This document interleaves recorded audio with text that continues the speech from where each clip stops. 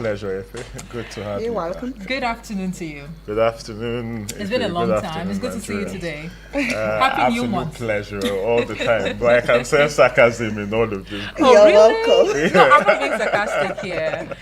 Honestly, it's good to see you, Likewise. Sultan. I feel like she's Likewise. saying the fact because for several times she's always asking of Yeah. Sultan Kamal. You see? Where is so- Sultan? I'm so sorry.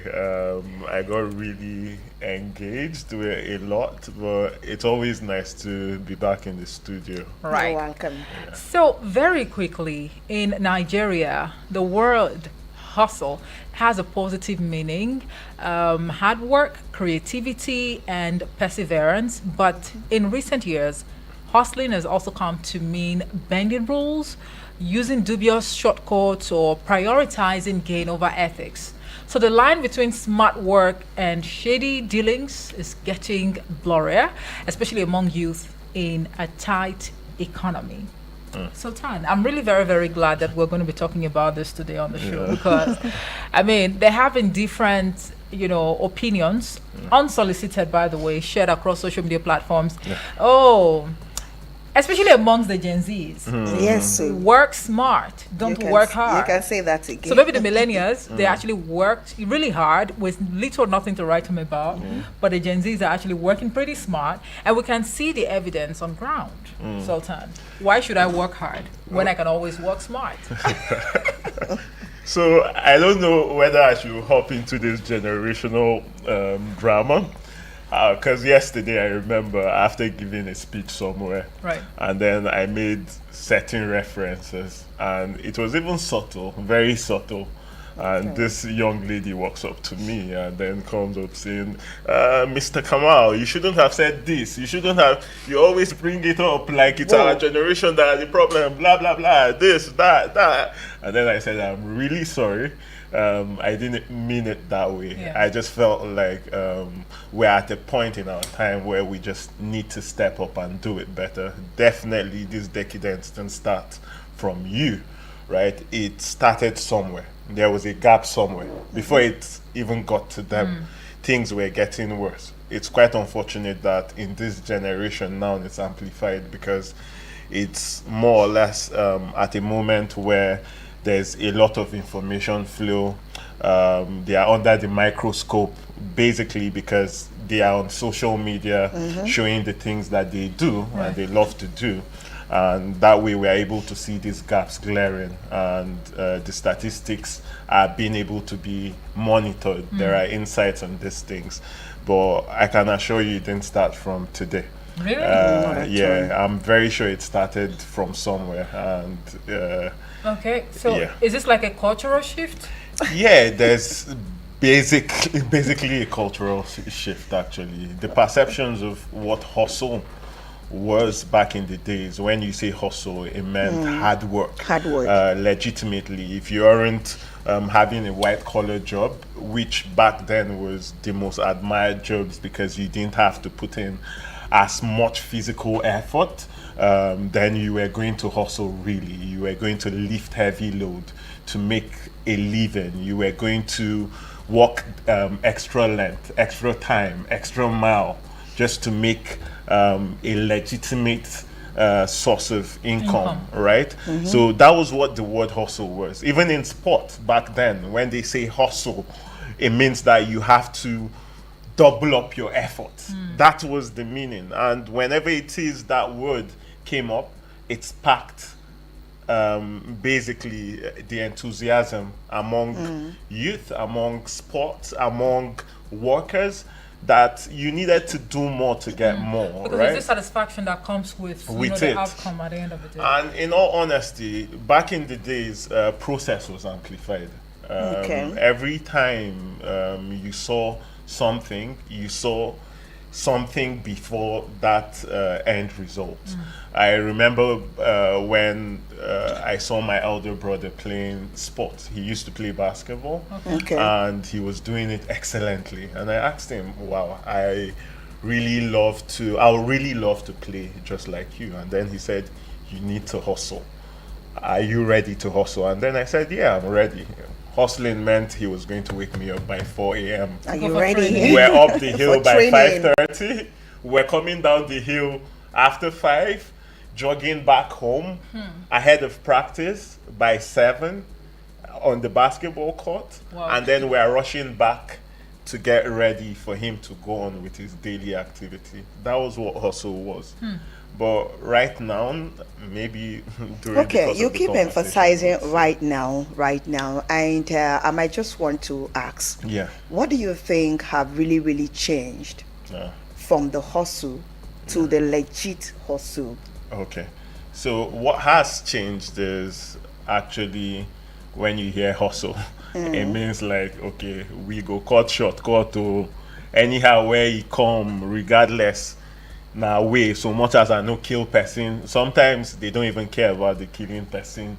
At the end of the day, it's just about basically shady dealings, shortcuts here and there to get illicit funds that basically you'll not be proud of. And when you ask them, a lot of them, when you ask them, what are you doing to get these funds? They just tell you hustling.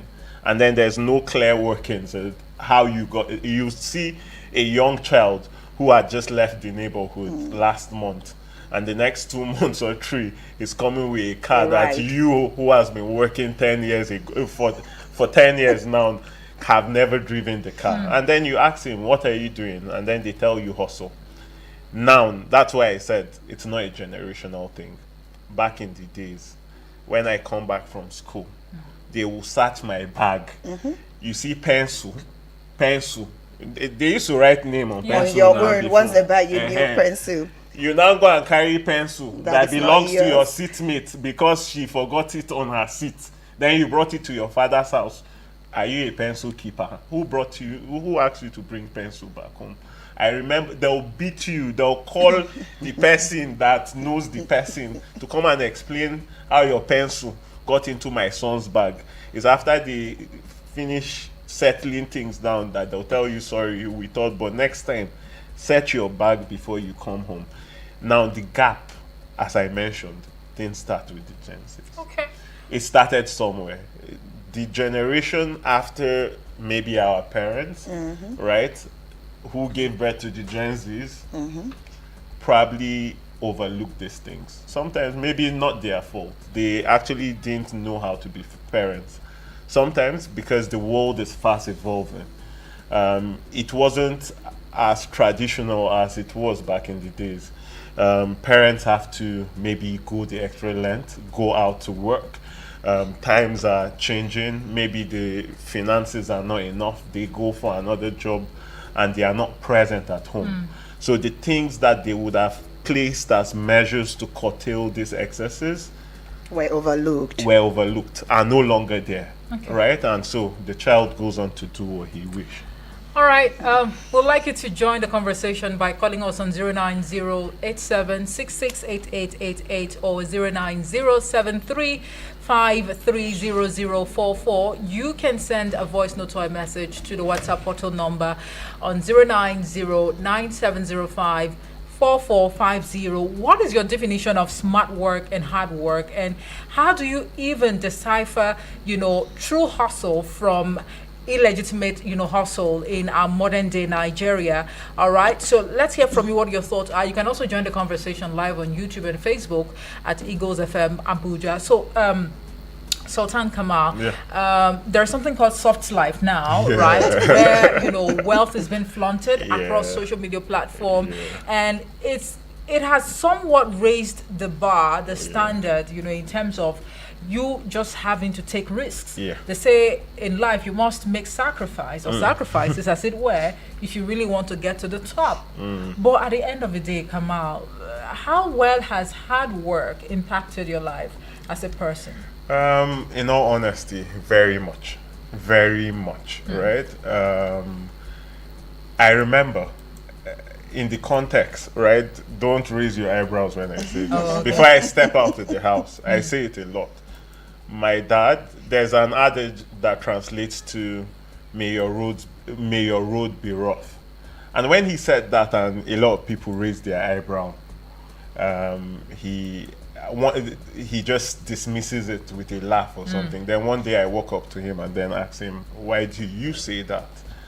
And then he told me that the road that you tread that have challenges here and there reveals certain things that basically a soft life, a straight line would not reveal to you. And these experiences kind of count. They build you, they teach you, and then at the end of the day, they mold you to be even better. What if one dies in the process? In the process, nothing is going to befall you that is not meant for you. That's my belief. That was his belief. Oh, you're going spiritual now. I mean, but that's what it is. At the end of the day, we are spiritual beings. If you do not have something that guides you or governs you, then you are just living, I'm sorry, but a worthless life. So you must have, and that's why we call it belief, we call it faith, we call it hope. Everything we live in this life is hinged to some sort of uncertainty at the end of the day. The religion that you practice is called belief, a belief system. And what's belief? It's something that might not be entirely true, but you have learned to, quote unquote, believe it, right? Hope, have hope. It's something that is unforeseen, but somehow you believe that might come true. You wish that, you're hoping that something would happen. Yes. But you're not definite that it will happen, right? Faith. Have faith. It's blind, but you have to somehow believe. So these are the concepts we live life to. And I mean, if whatever it is that befalls you before your so-called end goal, that's where your journey ends. And that's why you do not have to wait to start making an impact in life. Sultan, now with all of the economic hardship we're faced with, I mean, at this point in time, you know, will it really be intelligent for one to toe the path of hard work as opposed to, you know, smart work? You know, smart work is actually relative. Working smart is actually relative. You must not necessarily soil your hands. Well, this is fine, right? And I do not intend that everybody goes through the hard way. But every smart work came as a result of hard work. There was no how you haven't treaded the line before that you'd come up with soft or smart work. It's probably as a result of reoccurrence, of consistency, that you saw that, okay, this is not necessary, this is not necessary. You could do this and that and this to get this. So it's relative. I'm not saying everybody must have to go through it, but now get it right. For things to work right in our society, not everybody is born to go the smart way. Because if we all head to the smart way, we might just forget the process. We might forget the process. Number one, the process will be eliminated, which is a disadvantage with what we are seeing today. Then secondly, we will only know the things that we know now and be dependent on basically nobody, right, to help us understand the path. The only reasons why we are treading the path we are treading now is because of our heroes past. And just like our national anthem signifies, it's true. The labor, if people did not trade the line, we wouldn't know. We won't understand why. All right. So in essence, you're saying that it's very, very important that one goes through the process to achieve whatever you want to achieve and to be whatever you want to be. Just like you gave instance of you and your brother, and that was how it was for you, and that was how you commenced your process to become a very good basketball player. Now let's look at it from a different perspective. I love to give instances, right? We live in a world where children go to school and read mechanical engineering. Now, during those time and era of years that you're talking about, after this one from school, you still have to go and attend a practical class or a practical internship for about a year. So now, but all of that is beginning to take a different turn and a different dimension, because these kids go to the school and study mechanical engineering, come back and feel like all they need is just a tap for them to go through the process on how to fix a car or repair a car. How is that for you? In all honesty, the work experience scheme, the importance cannot be overemphasized. Even in societies who are doing it, who have done it, and who will still do it, you see that they have something that they do. They put kids from a young age through the process. Go to Asia, and you'd see that from birth, right? You would see kids practicing what they want to do. They get handy. They get into a lab. I see kids doing the videos are all over, Yeah. right? In carpentry workshops and doing. I watched a video online the other day, and this very cute young girl, I think she was barely even 2, Okay. was making music. And I don't know what that modulation is, where you'd sing and then rise your voice and then bring it down. The words were not coming out, but she was doing it Enjoying what she was doing. Yeah. Sorry. Excuse me, Sorry. perfectly. And you could tell that that girl will grow up to be even something great, right? And that is the kind of thing. There are certain things shortcuts won't give you. Okay. When you fail, right? When you fail, and you don't like the feeling of failure, especially when it's tangible, especially when it's resources. Sorry. Excuse me. And you know that you cannot get another resource, then it will teach you something. It will teach you care. And when you fail, and you don't like the feeling of falling down, it will teach you something. It will teach you how not to fail. And when you create and you can hold it, for everything that you create and is tangible, do you know how prideful you'd feel when you hold it, when you feel it? Yes. Right?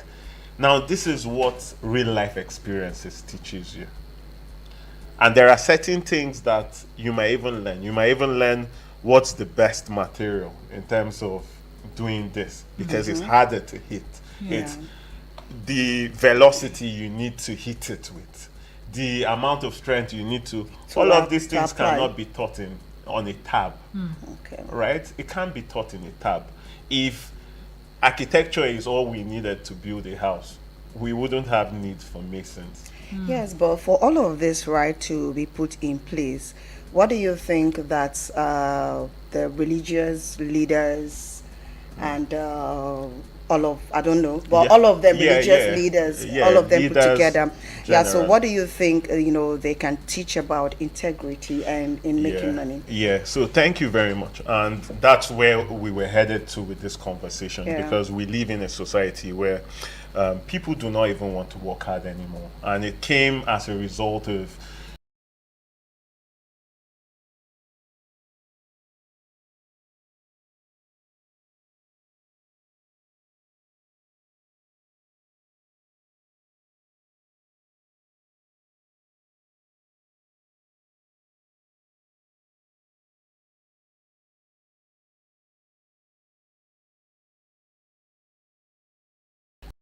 just like what unfortunately in this country today, it's deteriorating every single day. You see teens who are barely even 13. You see 12 going to hotels with young girls, driving cars, taking all sort of illicit substance. And where did they see all of this? The social media, music videos, a lot of other things. And it's quite unfortunate, right? So where is the place for leaders, right, generally? And leaders does not necessarily, we can't take away leaders at home. There's a place for intentional mentorship, intentional upbringing, and it starts with our parents, regardless. In my story today, you see I made references to a lot of things. Those two examples I laid do not even live anymore. My father, my brother, but I constantly remember the lessons that were learned. Why? Because it was integrated in me at a foundational stage. Now I am left all alone in the community, in the society. And it kind of gives me a direction as to the messages I should seek and the messages I should ingest. And that's where the reminders of our religious leaders comes in. Okay. Because what the mind does not hear constantly, when you hear it only from a source, you might just write it off. But when you hear it from Mr. A and Mr. B, and these people are respected, within every system, within every society that you find yourself, there need to be a place of inspiration. There need to be a place of motivation. And this is the face, this is the sort of role that this kind of people, religious leaders, hold. Because everybody respects them. Yeah. When you hear things from them, you take believe it them. serious. And it's not just left by what they say because they inspire you. They also have backings of the Holy Book, right? And we all know, just as I mentioned earlier when we spoke about faith, hope, that at the end of the day we are spiritual beings. You want to end up really well because this life is just a passage. So you are already scared of not ending up right. You're also motivated by the life that those religious leaders have lived, right? And this is where their role comes. And for quite unfortunately, I'll digress a little. A lot of these religious leaders are now watering down their significance. They overlook some of these things. I've seen videos of some people who presumably might have gotten their source, their wealth illicitly or unlegitimately, go and shower some of these things in some of the religious homes. And just because the religious leaders Need money, they end up. Now that's where it's different. And then going back to the fact that I said that it's not a generational thing, let's not align it to the Gen Yeah. Zs alone. Right. I remember back in the days, when you meet a religious leader, you can bet on your life Yes. that that person is a person of integrity. My question would be, is that the order of the day now? Okay, but still, while we look forward to these religious leaders and traditional elders, even parents, playing their role in different perspectives to ensure that we spread this sensitization for us to learn how to hustle the legit way, right? What do you now think will be the future? Because there are still people yet unborn. What do you think will be the nearest future of those yet unborn if this is not curtailed with? And that's our primary concern at Generation for Societal Change. The last time I was here, I said something. Okay. And it's something I say a lot. I say that the future that we create, right? The world that we create is a world that our sons and daughters cannot escape. So it's about intentionality now. They cannot escape the fate of having a worse future if we do not start to act. Depending on now. what you have taught them. And in all honesty, we have to start injecting it. And that's why we are not, it's not the smoothest ride for me to just come to the studio every single day. And that's the same thing with other volunteers just like me. Right. We have our own day-to-day dealings. But if we do not step up to have these conversations, I'm now asking you, I know you've been here for quite some time, who will? And that's the intentionality that each and every one of us, Nigerians, need to have. Gone are the days where you end up passing your neighbor and not greeting that neighbor who born you. They'll beat you and carry you back to your home. Not to say that beating is entirely good, but that fear of the fact that you'll be reprimanded, you will be After the act. will make you act right. Gone are the days where they hear Mama, your neighbor, maybe Mama Adama, you were passing, then you saw that they were beating her son for theft. Then you keep quiet because Adama gave you 2,000 naira the other day to buy curry. What's 2,000? Would she even receive it from you in the first place? They will call it out. They'll call your bluff. If these days in your presence, they will not ask the child, have you greeted uncle? Have you greeted you? It was all supposed to be done in the presence of that auntie or uncle. Well, there is indeed so much to talk about, Sultan. Yeah. But as Nigerians, as a people, we have leaders, and we are the ones that are being led. Would you say that it would be okay to exclude the leaders completely from this, conversation? Do we really have, systems in place that are really working to ensure that, we all, begin to embrace the essence of hard work as opposed to just working smart? That's actually a good question. Why I do not usually categorize first and foremost leaders, followers, is because the leaders were once citizens. And each and every fate of the citizen that we mentioned is what they take up there. If our community, if our society was structured in a certain way, the leaders know it well that they need to go up there and feed it with policies that will help us fix these things. But when they go up there, they do not even know better. However, the place for governance and policies are actually very key. Leadership is fulcrum to fixing our society.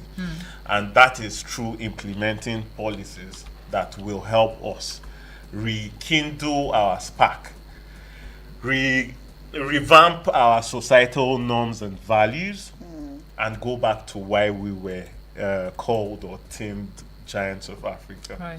Until we are able to do that, we can't. Because we can start institutionalizing policies, ensuring that every wrongdoer would go through proper judiciary system and get punished for their actions. We have to ensure that what our children consume, even through our screens, are actually sieved through. Cartoons can be made. I was watching one cartoon earlier on and it was very, very interesting. You take certain products that contain sugar and then ants are coming out on a baby's skin. A child who sees that will be scared to take Coke because he's seeing ant. Did you just please? Thank you. Take sugar. Yes. Right? Will be scared because he's seeing ants and all of that. Yeah. Right? So what am I saying in essence? This kind of information, right, when consumed by children at a very young age, would help us greatly. And a host of other things. Policing has to be at its Anyways, I think you're generalizing everything that has to do with sweetness and not just the name you mentioned. That is sweet, and I know children love sweet things, Yeah. So basically, we can't keep on dancing with the devil and wonder why we are still in hell. For a close. All right, thank you. Sultan, I think that was quite how would I put it now? No, the way you just wrap up your thoughts, that was really, really uncommon. But thank you so much for that submission. My pleasure. All right. Sultan Kamal is actually from Generation for Societal Change, and together we've been discussing a very topical issue that actually borders on, hustle and hustling in Nigeria. Where do we draw the line? So it's not up to you. I'm sure that a number of you actually just sat back, to monitor the conversation. And we want to believe that you've been able to learn a thing or two. We hope that you've been able to, learn, unlearn, and relearn certain things, especially when it comes to making ends meet. It's very important for you to hustle legitimately because shortcuts, they really will not stand the test of time. Sultan Kamal, thank you so much. It was a pleasure having you in the studio. Thank you for coming. Thank you, Holy Ray. You're welcome. My pleasure. All right, so coming up next will be the Way Back Wednesday.